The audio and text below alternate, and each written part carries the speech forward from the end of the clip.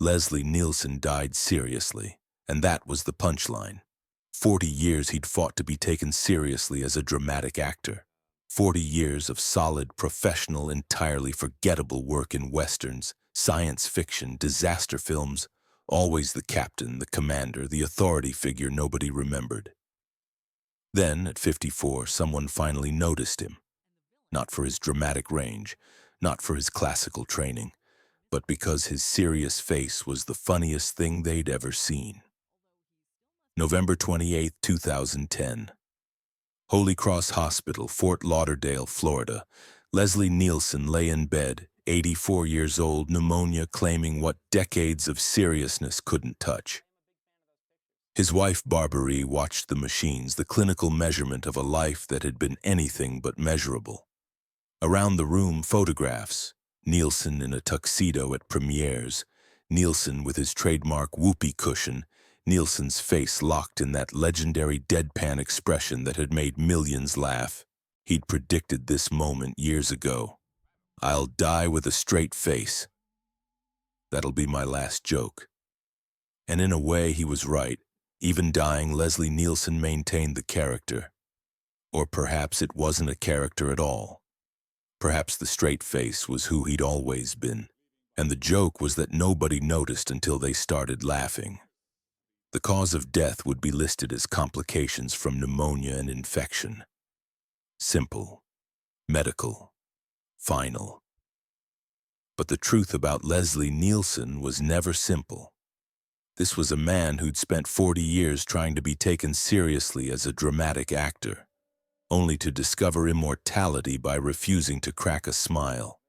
A man who'd played captains and commanders, doctors and authority figures with absolute conviction. And then, at 54, reinvented himself as comedy's straightest straight man. The news broke that Sunday evening. The Zucker brothers posted, "He was the funniest serious man we ever met, Jim Abrahams." Leslie never laughed at his own jokes. That was the secret. But here's the tragedy wrapped inside the triumph. Leslie Nielsen had spent most of his career being invisible. 40 years of solid work nobody remembered. Then one line, "I am serious and don't call me Shirley," delivered with absolute deadpan conviction, and suddenly everyone knew his name. He never got the joke. That was the genius. That was the tragedy. But here's the haunting part. Leslie Nielsen had spent most of his career being invisible. 40 years of solid, professional, entirely forgettable work in television and B-movies. Westerns, science fiction, disaster films. Always reliable, always competent, never the star. He'd been the concerned captain in The Poseidon Adventure, the authoritative commander in Forbidden Planet, the stalwart supporting player in 100 forgettable productions. Nobody noticed. Not really. Not until 1980, when 3 comedy writers cast him as a doctor in a disaster parody, specifically because his face screamed serious. That's when the world discovered what Leslie Nielsen had always been but couldn't express. He was funnier being serious than most comedians were trying to be funny. "I spent most of my life being serious," he once said, "and nobody noticed until I made them laugh." 40 years invisible, one deadpan line, instant immortality. The cosmic joke was that he never understood why it was funny. His friends knew the real Leslie, the man who carried a whoopee cushion in his pocket to every set, who'd plant it on directors' chairs, who'd wait with that stone face while everyone searched for the source of the noise. The man who treated practical jokes as serious business, who understood that comedy required the same discipline as drama, maybe more. In his final days, did Nielsen reflect on the irony? That his serious roles were forgotten while his comedy lived on? That "Don't Call Me Shirley" became more iconic than any dramatic line he'd ever delivered? That he'd finally achieved fame by playing the opposite of everything he'd trained to be? His daughter said he'd been joking even in the hospital, deadpanning to nurses, maintaining that straight face until the very end. I'll die with a straight face, he'd predicted years earlier. That'll be my last joke. And in a way he did, leaving behind a legacy of laughter wrapped in the appearance of absolute seriousness. But was this the career he'd wanted? Was this the immortality he'd dreamed of as a young Canadian actor heading to New York, studying at the neighborhood playhouse, learning his craft alongside James Dean? Or was it a cosmic joke, the ultimate prank played by fate on a man who devoted his life to being taken seriously? The hospital room was quiet now, machines going silent one by one. Leslie Nielsen, who'd made the world laugh without ever breaking character, was taking his final bow. But the question remained, hovering in the air like one of his perfectly timed gags. Was he a dramatic actor who found comedy, or a comedian who'd been pretending to be serious his entire life? And did it matter when the laughter was all anyone would remember? To understand how Leslie Nielsen became the king of deadpan, we must first understand the serious young man who never intended to be funny at all. The boy from Saskatchewan who dreamed of being the next Laurence Olivier, not the next Buster Keaton. Regina, Saskatchewan, 1926. Leslie William Nielsen entered the world on February 11th in a place where winter lasted longer than hope, and entertainment meant radio dramas crackling through static. His father was a Danish-born Royal Canadian Mounted Police officer, stern and disciplined. His mother was Welsh, practical, devoted. The family was respectable, working class, the kind of household where laughter was permitted but never excessive. Young Leslie was the second son, always in the shadow of his older brother Eric, who would later become Deputy Prime Minister of Canada. The Nielsen boys understood duty, responsibility, the weight of expectation. But Leslie had something else, a need to perform, to transform, to be someone other than the quiet kid from the frozen prairies. Here's what almost nobody knows. Leslie began losing his hearing as a child. Not completely, not dramatically enough for most people to notice, but enough that he had to focus intensely on faces, on lip movements, on visual cues rather than purely auditory ones. He wore hearing aids for most of his life, a secret carefully guarded, a vulnerability he transformed into technique. When you can't fully hear the world, you learn to watch it more carefully. You learn timing not from sound, but from observation. You learn that the face tells the truth that words might hide. His father wanted him to follow into law enforcement or government, something solid and Canadian. But Leslie discovered theater in high school, and it was revelation. On stage, he could be someone else, someone confident, commanding, heard. The boy who struggled with his hearing could make hundreds of people listen. He joined every school play, every radio drama. In a world before television reached Saskatchewan, radio was king. And Leslie studied the voices, learning to create characters through sound alone. At 17, he lied about his age to join the Royal Canadian Air Force. This was 1943, World War II, and young men were expected to serve. Nielsen trained as an aerial gunner, never seeing combat but learning discipline, hierarchy, the performance of authority. Watch his later work. Every captain, every commander, every authority figure has that military bearing, that understanding of how power moves and speaks. After the war, he returned to Canada with GI Bill benefits and a dream. Not comedy. Comedy was for vaudevillians, for clowns, for people who couldn't do real acting.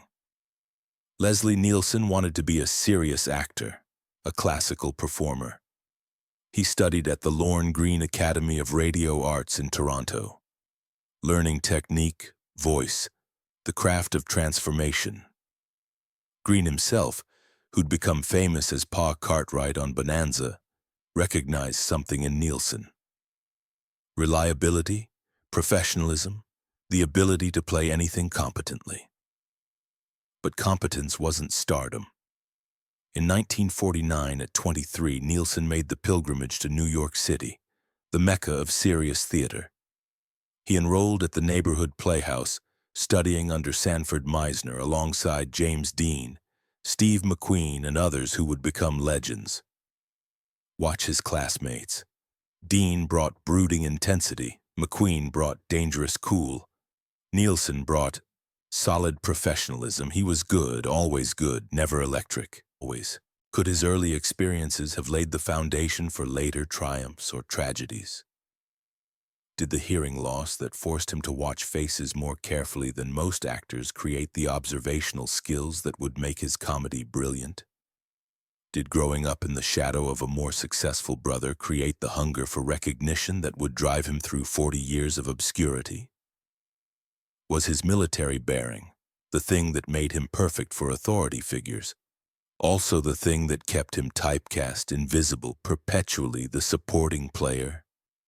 By 1950, television was exploding in America, and Leslie Nielsen was there at the beginning.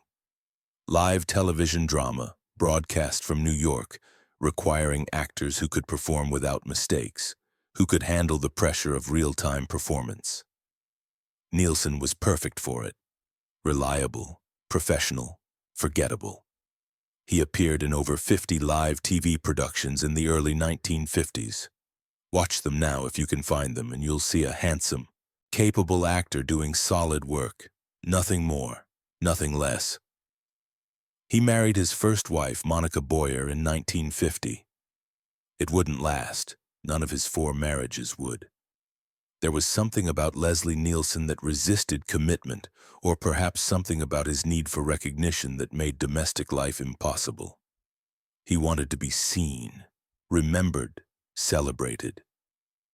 Being someone's husband wasn't enough. Being a working actor wasn't enough. He needed more, though he couldn't articulate what that more might be. Hollywood called in 1956 with Forbidden Planet, a science fiction film that would become a cult classic. Nielsen played Commander Adams, the square-jawed captain of a spaceship investigating a mysterious planet. Watch him in that role. He's perfectly competent, perfectly serious, perfectly forgettable. The role that gets remembered is Robbie the robot, not the human commander. That would be the pattern for decades. Leslie Nielsen doing good work in films where something else, a disaster, a monster, a concept, was the real star. The 1960s brought more of the same. Television work, B-movies, supporting roles. He played opposite Debbie Reynolds, worked in westerns, appeared in countless episodic dramas. Always the professional, always prepared, always there. Critics used words like solid, dependable, reliable. Nobody used words like brilliant, memorable, star. By 1970, Leslie Nielsen was 44 years old. He'd been a working actor for 20 years. He had steady employment, a decent living, and absolutely no fame whatsoever. He was the kind of actor other actors recognized. Oh yeah, that guy, he's in everything. But audiences never remembered. His face was familiar but not famous, known but not celebrated. Then came The Poseidon Adventure, 1972. The disaster movie about a capsized ocean liner. Nielsen played the ship's captain, authority incarnate in a white uniform. The film was a massive hit, launching the disaster movie craze. Nielsen's performance was solid, professional, unmemorable. The movie made millions. He made scale. That's how it worked when you were Leslie Nielsen, always present, never prominent. Was the success of others truly worth his obscurity?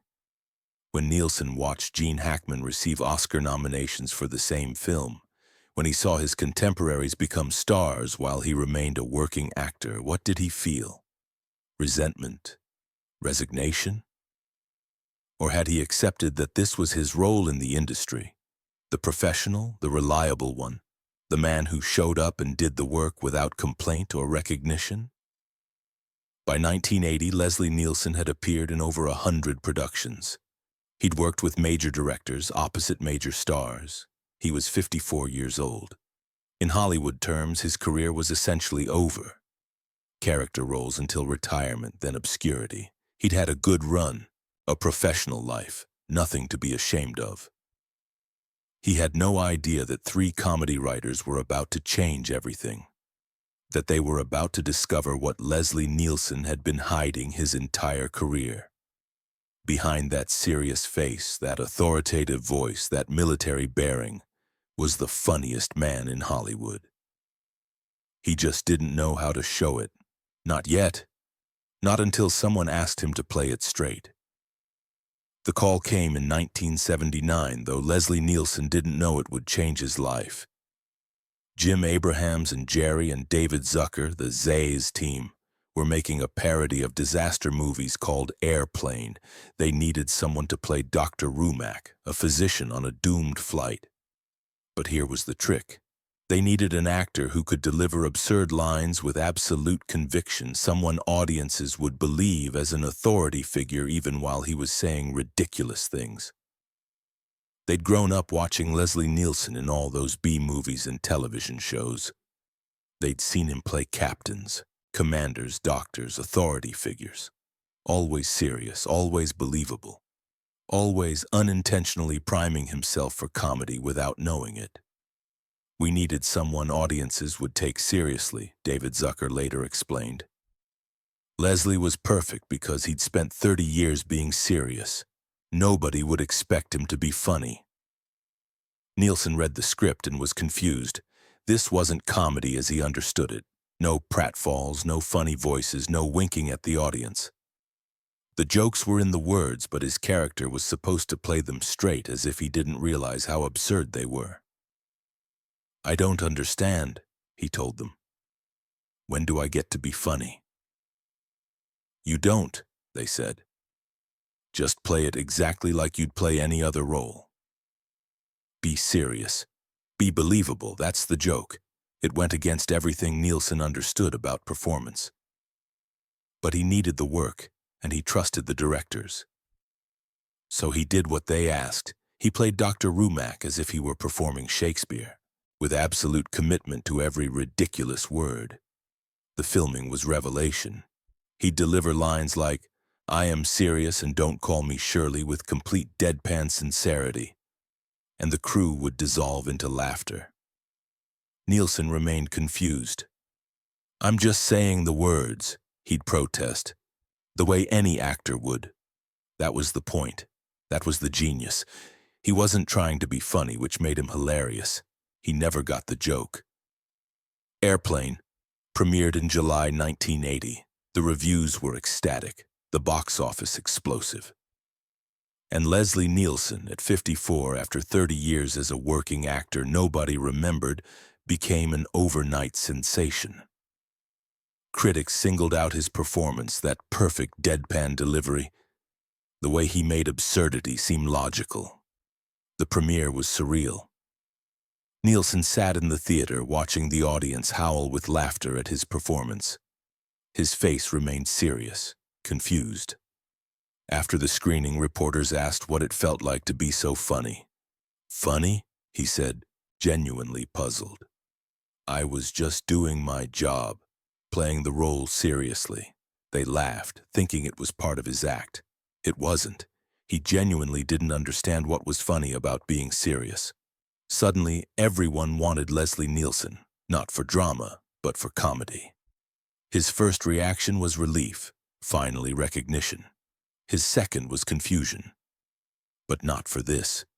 He'd spent 3 decades perfecting his craft as a serious actor, and now he was being celebrated for not taking things seriously. For years he'd wanted critics to notice his dramatic range. Now they praised him for having no range, for playing everything the same way regardless of how absurd the material. The Naked Gun from the Files of Police Squad, 1988, cemented his transformation. Based on the short-lived television series, the film cast Nielsen as Frank Drebin, a detective too stupid to realize how stupid he is. Again, the key was playing it straight. Drebin never gets the joke, so neither does Nielsen. The film was a massive hit. Sequels followed. Leslie Nielsen was finally a star, his face on posters, his name above the title. At an age when most actors retire, he was experiencing his first taste of fame. But colleagues noticed something in his voice during interviews, a trace of bitterness wrapped in humor. He'd give performances that were technically brilliant, requiring precise timing, physical comedy, the ability to sell absurdity as reality. But critics would dismiss them as just comedy, as if what he was doing required less skill than drama. The paradox was perfect. He'd succeeded at being serious, and everyone thought it was hilarious. He never got the joke. He kept working in comedy because that's what paid, what audiences wanted. Wrongfully Accused, 1998. Spy Hard, 1996. Dracula, Dead and Loving It, 1995. Mel Brooks directed that last one, and even he marveled at Nielsen's commitment. He plays Count Dracula like he's playing Hamlet, Brooks said. That's the joke, and it never gets old because he never breaks. But behind the scenes, Nielsen would sometimes talk about the roles he'd wanted, serious parts, dramatic work, the kind of performances that won awards. He'd been nominated for awards throughout his career, but only for comedy. The Academy never came calling, not for competitive Oscars. He was too funny now, trapped in a new typecasting as surely as he'd been trapped in the old one. Behind all that laughter he created, was there an unbearable loneliness that nobody saw? When Leslie Nielsen delivered his 1,000th deadpan line, collecting paychecks for being the funny, serious guy, did he dream of playing Lear or Macbeth? The success he'd achieved wasn't the success he'd wanted. He'd become famous for the opposite of what he'd trained to do. The cosmic irony was that he'd finally proven he was a great actor. By never acting at all, just being himself, serious, committed, unaware that seriousness itself was the punchline. His personal life reflected the chaos beneath the composed exterior. 4 marriages, each one ending in divorce. He couldn't commit, couldn't settle, always searching for something.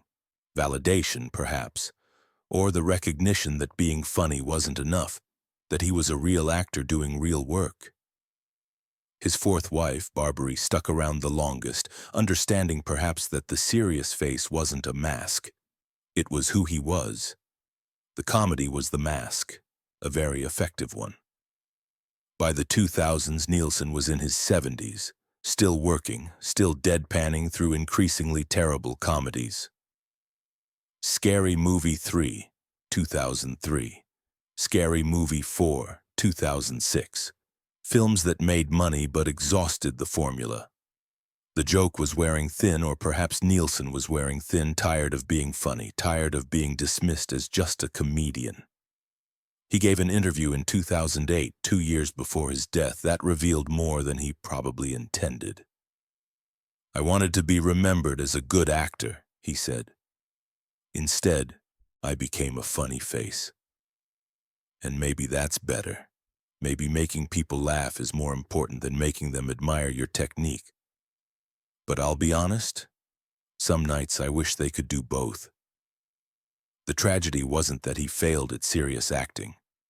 It's that he succeeded so perfectly that someone finally realized it was hilarious. And once they did, there was no going back. The serious man had made the world laugh, and the world would never let him stop. He never got the joke. That's what made it eternal. Leslie Nielsen's final years were a strange mixture of acceptance and rebellion.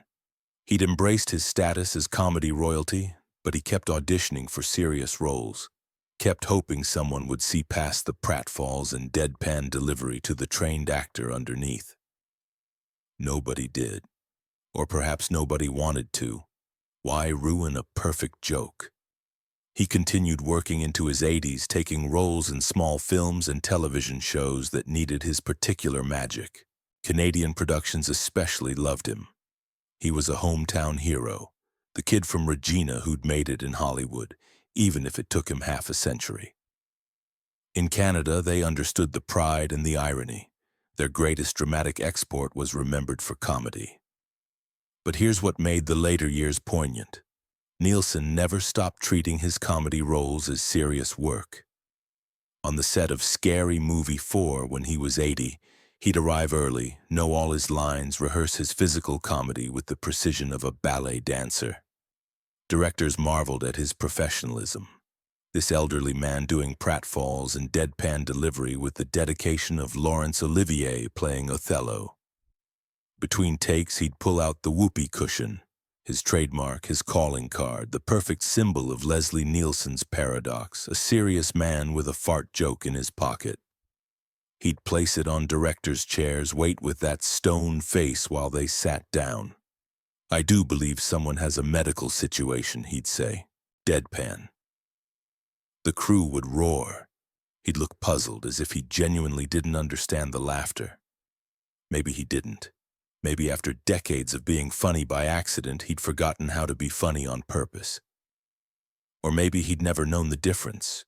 His hearing was worse now, the aids more necessary, the irony sharper. A man celebrated for perfect timing who couldn't fully hear the laughter he created. But maybe that was always the secret. Maybe Nielsen's comedy worked because he wasn't playing to the audience, wasn't listening for their response. He was in his own world, completely serious, completely committed, and that commitment was what made it funny. Awards started coming, finally. Not Oscars, those were for serious actors, and Nielsen had become too funny. But Lifetime Achievement Awards, Comedy Hall of Fame inductions, retrospectives celebrating his unique contribution to film. He accepted them with grace, and that ever-present deadpan. "I'm honored," he'd say, face completely serious. "Though I have to admit I have no idea what you're talking about. I've never tried to be funny in my life." The audience would roar. He'd wait for silence, then add, "I'm serious." More laughter. The joke that never ended. His memoir, The Naked Truth, published in 1993, was filled with absurdist humor and practical jokes, even the book maintaining his deadpan persona. But there were glimpses of something else. A serious artist discussing his craft, a man who understood exactly what he was doing even as he pretended not to. "Comedy is serious business," he wrote. "If you laugh at your own joke, it's over.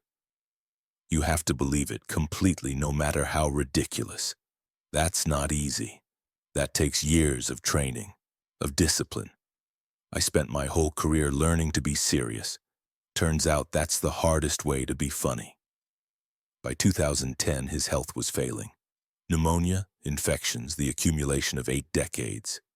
He was hospitalized multiple times that year, each time bouncing back with a joke. "I'm not dead," he'd tell visitors. "I'm just resting between takes." But even Nielsen couldn't deadpan his way out of mortality. His final public appearance was at a hockey game.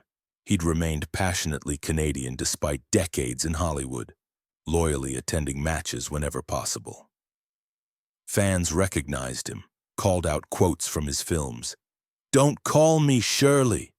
Nice beaver," lines he'd delivered with complete seriousness that had become cultural touchstones. He waved, smiled, not the deadpan face, but a real smile, genuine pleasure at being recognized, remembered, loved. Then came November, and the final hospitalization. Pneumonia complications, his body finally giving up. His wife, Barbarie, stayed with him along with his daughters. In those final days, did Nielsen reflect on the cosmic joke of his career? That he'd spent 40 years trying to be taken seriously and 20 years being celebrated for not being serious? That his greatest performances were the ones where he didn't perform, where he just was? Friends said he joked until the end, that even on his deathbed he maintained the character, or perhaps it wasn't a character at all, just Leslie Nielsen being himself, serious even about dying. "I'll die with a straight face," he'd predicted. "That'll be my last joke." And in a way it was. Can anyone ever truly escape from the shadow of their greatest success? Or in Nielsen's case, from the shadow of who they'd always been but couldn't express? Can an actor who masters seriousness ever be taken seriously again once audiences discover how funny that seriousness can be? Leslie Nielsen spent his entire life trying to answer these questions, trying to be more than the deadpan comedian, trying to prove he was a real actor doing real work. But here's the truth nobody wanted to tell him, the secret everyone knew except Leslie himself. He was always a great actor. Every role, from the forgotten westerns to The Naked Gun, required the same skill, total commitment, absolute belief, the ability to disappear into character. The difference was that in comedy, audiences finally noticed what he'd been doing all along. They finally saw the artistry in his seriousness, the skill in his stone face, the genius in his complete lack of winking. He died on November 28, 2010 at 84 in Fort Lauderdale, having spent his final years in Florida, as far from Hollywood as he could get while still being an actor. The news spread quickly and the tributes poured in, not just from comedy writers and directors, but from serious actors who'd recognized what Nielsen had been doing all along. Daniel Day-Lewis, who'd transformed himself for every role, said, "He did what we all try to do, disappeared completely into the character." The joke was that the character was always serious. The funeral was in his native Canada, returned home at last. They played clips from his career, early dramatic work that few remembered, then the comedy that everyone knew. The contrast was striking, or perhaps it wasn't. Perhaps it was all the same performance, Leslie Nielsen doing what he'd always done, taking the material seriously, committing completely, trusting that the work would speak for itself. Were these final years acts of surrender or courageous acts of self-preservation? When Nielsen accepted that he'd be remembered as a comedian rather than a dramatic actor, was he giving up his dreams or embracing a greater truth? The answer is both, and neither. Success and failure had merged into one deadpan performance that lasted a lifetime. He wanted to be taken seriously. He was, just not the way he expected. The world took his seriousness so seriously that it became the funniest thing they'd ever seen. That's the ultimate paradox. Leslie Nielsen achieved exactly what he wanted by doing exactly what he'd always done. The joke was that there was no joke. Just a serious man being serious. The world laughed. He never understood why. That was the genius, that was the tragedy, that was the art. Was his death as straightforward as reported? Or were powerful hidden forces involved? Not conspiracies, but something deeper. The Hollywood machine that typecasts and never releases. The industry that needed him to be the straight man, forever serious, forever deadpan, forever not getting the joke. The culture that celebrates comedy but doesn't respect comedians, that laughs while withholding the admiration he craved. Leslie Nielsen wasn't killed by pneumonia alone. He was killed by 8 decades of being misunderstood, of being celebrated for the opposite of what he intended, of making millions laugh while some part of him still wanted to make them cry. He was killed by the exhaustion of maintaining a straight face for 84 years, of never breaking character, of being the joke without ever getting to understand it. The comparison to other comedic masters is inevitable. Chaplin, who hid pathos behind pratfalls. Williams, who masked depression with manic energy. Carey, who found his true self in absurdity. But Nielsen's tragedy was unique. He didn't hide behind comedy, he hid behind seriousness. His mask was the absence of a mask, the straight face that never cracked, the deadpan delivery that made absurdity seem reasonable. "Doing nothing with a straight face is my style," he'd said. It sounded like a joke, another example of his deadpan wit. But it was autobiography, a description of how Leslie Nielsen lived his entire life, maintaining composure while the world laughed, staying serious while creating joy, never breaking character even when the character was himself. His legacy is everywhere. Every straight-faced comedian, every actor who plays absurdity seriously, every performance that trusts the material and refuses to wink. That's Leslie Nielsen's influence. He changed comedy by refusing to acknowledge he was doing comedy, by treating every ridiculous line as if it were Shakespeare, by understanding that the funniest thing is complete, utter, absolute sincerity in the face of madness. The Canadian Walk of Fame honored him. Comedy retrospectives celebrated him. Film schools teach his technique, how to deadpan, how to commit, how to be funny by not trying to be funny. His most famous lines are quoted daily. "Surely you can't be serious." "I am serious, and don't call me Shirley." Words he delivered as if they were the most logical response in the world. What do we take from his story? That success is measured not by achievement but by recognition. And sometimes the recognition comes for all the wrong reasons. That 40 years of invisible work can be erased by one perfect moment of accidental brilliance. That being typecast as serious is just as limiting as being typecast as comedy, and sometimes the only escape is to let the universe redefine you entirely. That making people laugh is as worthy as making them cry. Maybe more so even when you never meant to be funny at all. Leslie Nielsen wanted to be remembered as a serious actor. He was. Just not the way he expected. The world took his seriousness and found it hilarious, proving that sometimes the greatest performances are the ones where the actor has no idea they're performing at all. Leslie Nielsen once said, "I spent most of my life being serious, and nobody noticed until I made them laugh." It sounds like tragedy, a career wasted, dreams deferred, but look deeper, and it's triumph. He found his purpose, his calling, his way to be remembered. Just not the way he expected. In his final years, a reporter asked if he had any regrets. Nielsen considered the question with his trademark seriousness. "I wanted to be Laurence Olivier," he said. "I became Leslie Nielsen instead. I suppose that's not a bad consolation prize?"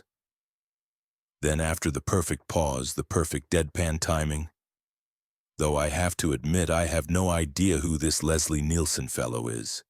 Sounds like someone trying to be funny." The reporter laughed. Nielsen didn't. He never did. That was the joke. That was always the joke. He died the way he lived, seriously, with a straight face, committed to the character until the end.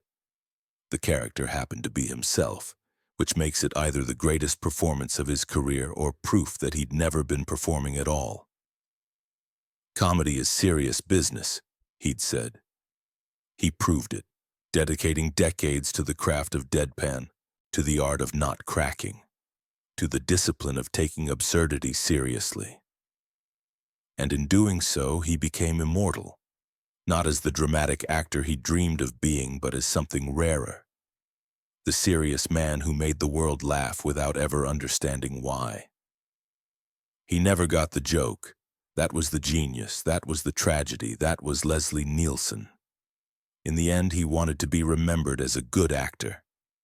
He is the best kind, the kind who disappears into the role so completely you can't see the performance. The material just happened to be comedy. The character just happened to be the most serious man in Hollywood. And the performance just happened to create more joy than 1,000 dramatic roles could have achieved. And now the questions remain, hovering in the air like one of his perfectly timed gags. In art, do we have the right to decide how we're remembered, or is legacy always defined by the audience? Does seriousness have value on its own, or does it only matter when someone else finds it funny? And most importantly, if the laughter of millions comes from a face that never smiles, is that tragedy? Or is it the greatest victory of all? Leslie Nielsen never answered these questions. He couldn't, because he never understood they were questions. He just kept being serious, kept delivering lines with absolute conviction, kept maintaining that straight face until his final breath. Surely that's the ultimate deadpan performance. And don't call him Shirley.